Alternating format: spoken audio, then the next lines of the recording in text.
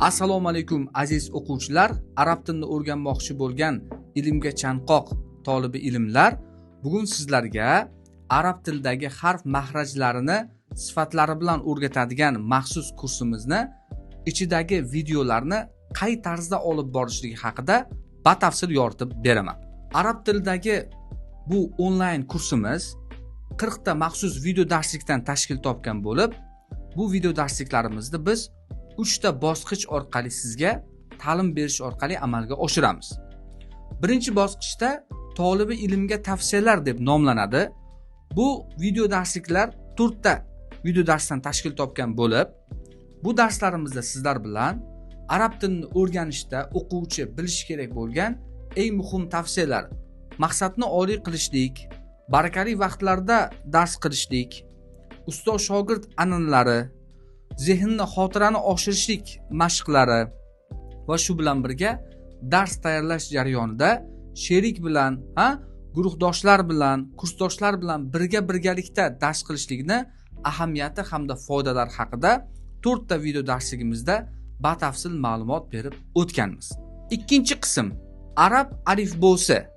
Bu qismda video darslarimiz 20 daqiqadan 45 daqiqagacha bo'lgan eng katta formatdagi maxsus darslar, ya'ni har bir 28 ta harfni har biriga alohida video darslik tayyorlangan. Bu video darsligimizni ichini sizga hozir tushuntirib beraman. Video darsligimizni o'zi bir qancha qismlardan tashkil topgan. Birinchi qism harfni yozilishini o'rgataman. Ya'ni birinchi harfni o'qishdan oldin uni yozuvini, ya'ni tanib olishligimiz kerak. Yozuvni ham mana ekranlaringizda ko'rinib turgan kabi kataklarda zamonaviy ko'rinishda har bir harfni 4 ta holati, so'zni boshi, so'zni o'rtasi, so'z oxiri hamda alohida ko'rinishlar, qo'l berishdagi ulanishlarini batafsil o'rgatib beraman. Ikkinchi qism, ya'ni darsimizning ikkinchi qismi, ichidagi ikkinchi qism.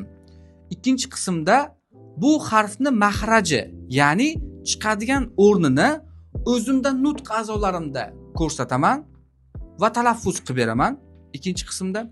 Uchinchi qadam, ya'ni uchinchi qismida esa bu harfni mahraji va talaffuzlarini o'rnini zamonaviy animatsiya shaklida, harakatlanuvchi rasmlar shaklida sizga tushuntirib beraman.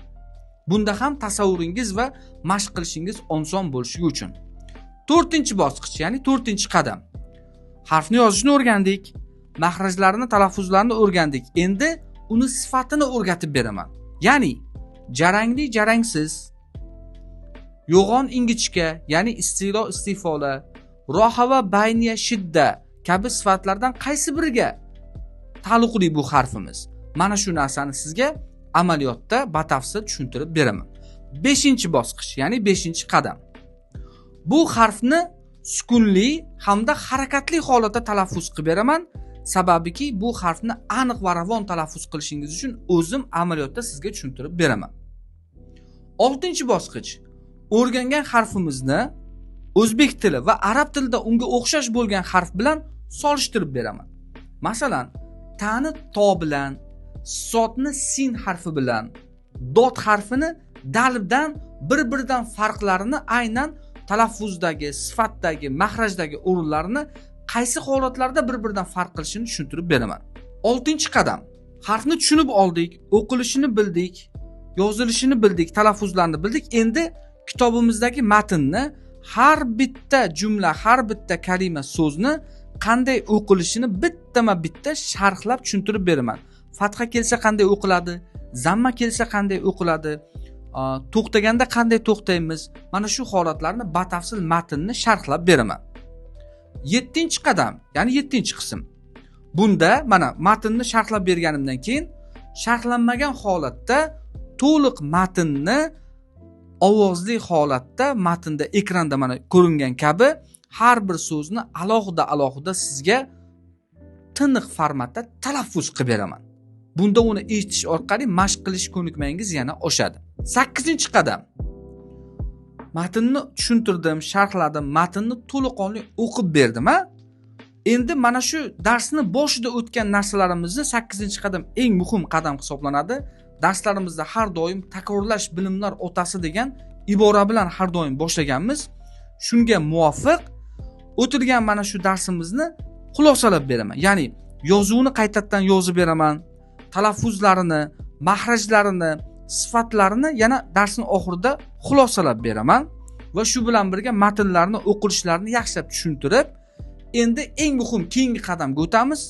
9-qadam, 9-bosqich. Bunda siz bilan o'tgan bu harfimizni mana tushunib oldik, talaffuzlarni o'rgandik. Eng muhimi uyga vazifa qismini beraman. Uyga vazifada darsimizni 33 marta matnni ovozini chiqargan holatda mashq qilishdik. Uyga vazifa. Harflarni husnixat daftaringizga yozishdik. Talaffuzlarni kamida kun davomida 10-15 marotaba mashq qilishdik. Mahraj va sifatlarni, nazariyani, qoidalar o'taman-ku. Mana shu qoidalarni yodlashlik kabi uyga vazifa bo'limida bir qancha vazifalar darsimiz so'ngida beriladi va keyingi bo'ladigan darsimizda aynan berilgan uyga vazifani sizdan so'rab olamiz. Mana shu holatda har bir darsimiz shunday bo'laklarga 9 ta 10 ta qismdan tashkil topgan bo'laklar asosida amalga oshiriladi.